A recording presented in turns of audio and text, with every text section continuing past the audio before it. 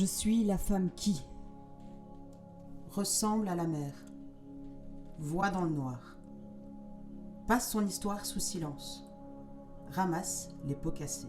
Je suis une femme d'une sobriété féroce. Aucune ivresse n'est suffisante pour m'aider à couvrir un peu cette lucidité ovarienne qui exhale des parfums de violence. Mes spasmes du corps, quand je désire un homme, rend mon esprit brillant et aiguisé comme une lame. Je suis la femme qui a gardé finalement beaucoup de tendresse pour ses ex. Alors l'SBL Barricade se veut avant tout un lieu d'émancipation et de création un peu d'imaginaire collectif.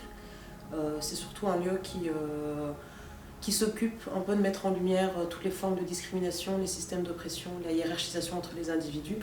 Et pour ça, il se donne plusieurs moyens. Donc il y a entre autres les animations en éducation permanente, le pôle publication, qui s'occupe donc de publier des recherches et des études, des analyses, la librairie Entre-temps, donc, qui a déjà une belle collection de bouquins relativement militants, et les entravailler avec les autres, vraiment dans ces mêmes objectifs. Et c'est dans ce cadre-là qu'est né le projet. Les origines un peu du projet, c'est justement dans ce cadre des différentes formes de lutte.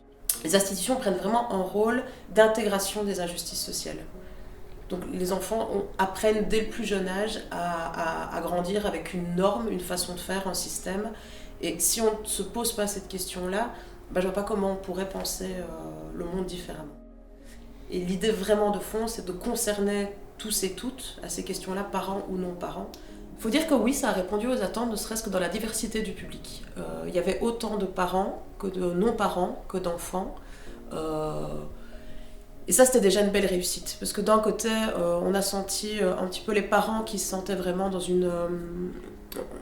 dans un espace où en fait, ils se sentaient compris dans leur réalité, au-delà de la seule croyance et de parents, c'est que du bonheur. Donc c'est se retrouver aussi dans des discours un peu plus réalistes de la réalité parentale, ce qui a pu créer du lien et de la convergence vraiment entre les personnes.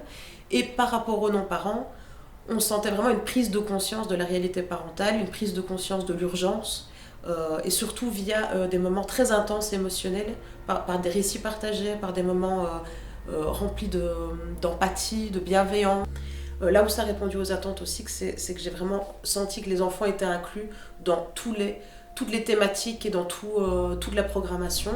En tout cas, on a perçu très très fort, de nouveau à travers les énormes émotions qui en sont ressorties de manière générale, l'urgence d'en parler, le besoin d'en parler et la réceptivité. Donc j'ai l'impression que c'est des propositions qui sont encore nouvelles et qui vont encore prendre du temps à se mettre en place, mais qu'il ne faut jamais s'arrêter de les proposer en fait. Que là ça peut prendre réellement avec une régularité, en continuant d'en parler, en y mettant un peu de l'ampleur et de l'importance. Je pense qu'à un moment donné ça peut toucher à l'inconscient collectif et peut-être pas changer le monde radicalement et faire en sorte que l'éducation des enfants soit quelque chose de collectif demain, mais en tout cas peut-être plus de bienveillance, moins de culpabilisation vis-à-vis des parents et un petit peu moins de contrôle institutionnel.